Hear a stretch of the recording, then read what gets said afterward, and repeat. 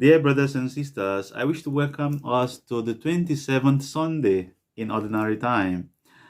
The Gospel today is so beautiful, yet it looks so tricky. Let's look at what Jesus said and why he said what he said. For us to understand, Jesus talking about if the faith that we have is as little, small, as that of a mustard seed, that we can command the mountain to move and it moves, or whatever we command to move, we move. Don't take this in a literal way. Now, let's understand why Jesus said what he said.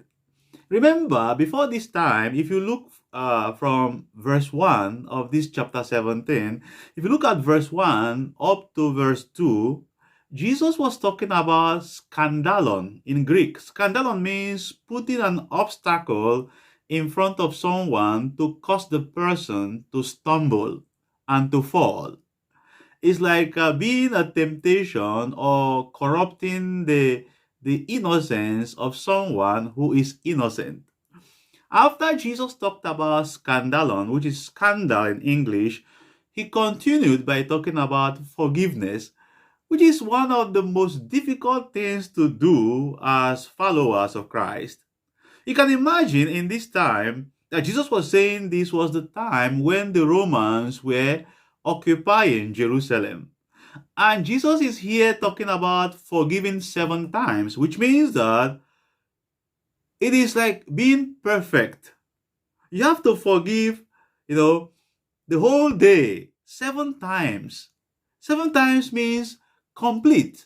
You have to be ready to forgive. Every time your brother or your sister sins against you, you must forgive that person. That's what Jesus was basically saying. Now, after he said that, the disciples and the apostles found that very difficult to do. And that's why they said to him, please, increase our faith. Increase our faith because we can't do this which you are asking us to do by ourselves. Now, for us to understand their request, we have to understand that faith is not just a supernatural gift. Yeah, fundamentally, faith is a supernatural gift. But it's not just that. Faith is also a relationship. Faith is a communion. Faith is, a fellowship. Faith is a friendship we have with God. That union that establishes us into an embrace. Now, there's an embrace between the divine and the human. And that is the only thing that can empower us. We are going to see this clearly, in the second reading when St. Paul talks about, borrowing or being open to the strength that comes from God in facing our hardships. The hardship that come to us because of the gospel that we preach. St. Paul speaks about that openness. He speaks about that, that strength that comes only from God. Actually, that's what faith is. Faith empowers us. Faith makes us to be resilient. Faith makes us to have that strength to overcome even things we thought that seemingly look impossible. Now, Jesus continues by saying that, we are going to say to the mountain, let it move, and it moves, and all that. It is simply because Jesus wants us to understand that when we are united with Him, when we make Him the number one in our lives, when we enthrone God, because faith also means to enthrone God, to give God the preeminent position in our lives, to give God the number one place in our life. If we enter into this relationship with God, even things we thought were impossible will become possible. For us to understand what Jesus was saying, he went on to talk about the servant, who was doing what his master asked him to do. If you look at that illustration, that example that Jesus gave, Jesus is basically saying to us that God is not indebted to us. God is not owing us anything. God is a free being. Jesus is basically inviting us to embrace the spirit of docility, the spirit of openness. And that is actually what faith does in our life. When we enter into relationship with God, when we have this faith that Jesus is talking about, it gives us the opportunity to be open minded. No longer are we going to be living in expectation, inordinate expectation, pero we will have this openness to trust in God and allow Him to do what He wants to do for us when He wants to do it and how He wants to do it and where He wants to do it. This is what we see in the first reading today from the prophecy of Habakkuk. Remember, the prophecy of Habakkuk was given in the end of the 7th century.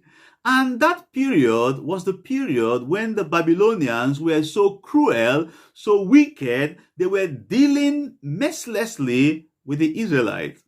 And Habakkuk could not kept his peace. He could not, he could not understand why God, who is all good, was silent while the righteous were suffering. So Habakkuk could not understand why God remained silent in the face of evil. Just as many of us are also questioning God. I remember when the pandemic started in 2020, people wanted the pandemic to end instantly. All kinds of healing rosaries, all kinds of healing masses, world healing rosary for the end of pandemic. But the situation we saw ourselves is that we had inordinate expectation. We wanted God to act according to our own will. We did not want God to be free to act in His own will. Rather, we wanted God to act according to our own wish, according to our own desires. We wanted God to intervene when we want Him to intervene and how we want Him to intervene. But God did not want to do that. God did not want to do that. And that's why God kept silent. Now you can see that gradually the pandemic is going away. Not according to our own time, but according to the time of God. If you look at the first reading today, you will see that after Habakkuk complained and complained and complained, God eventually responded. And when God responded, God reminded him, to be open, to be patient, and allow Him to act in His own time. And this is what God is telling us today, dear brothers and sisters, that our faith in God should give us the grace of being open, being patient, ability to wait for the time, for the right time. As the prophet Isaiah will tell us that in the right time, God will do it.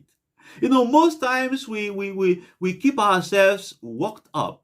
We give ourselves all kinds of high blood pressure because we want God to act in our own time.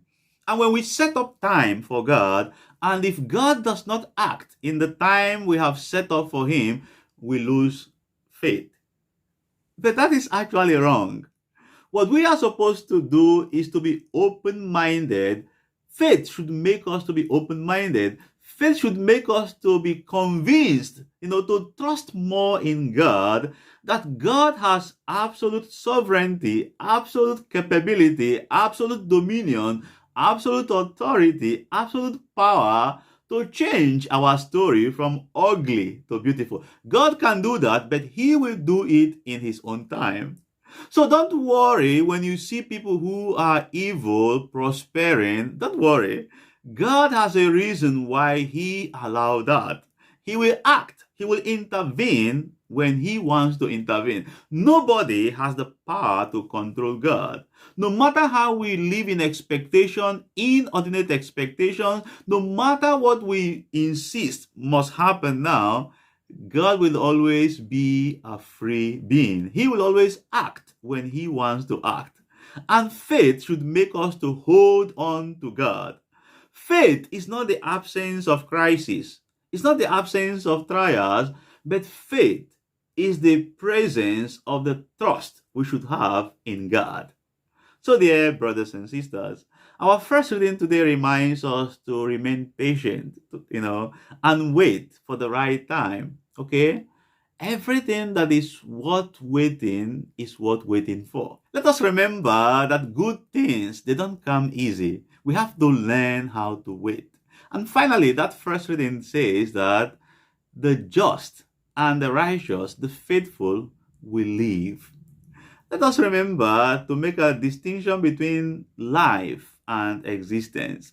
Again, this particular sentence reminds us that faith is a relationship because what gives meaning to our life, what makes us really to say that we are alive, is when we have a relationship with God. When we allow ourselves to have relationship with ourselves, I mean, when we entrust everything to ourselves, when we believe that we are the ones who will change our own life, that is the moment that we are merely existing. But we begin to be alive when we enter into relationship with God. And that's what faith is. Faith means having a relationship with God. And this relationship is what gives us confidence. This relationship is what gives us fulfillment, happiness, and that that joy, that happiness that we should have as children of God. God bless you and happy Sunday.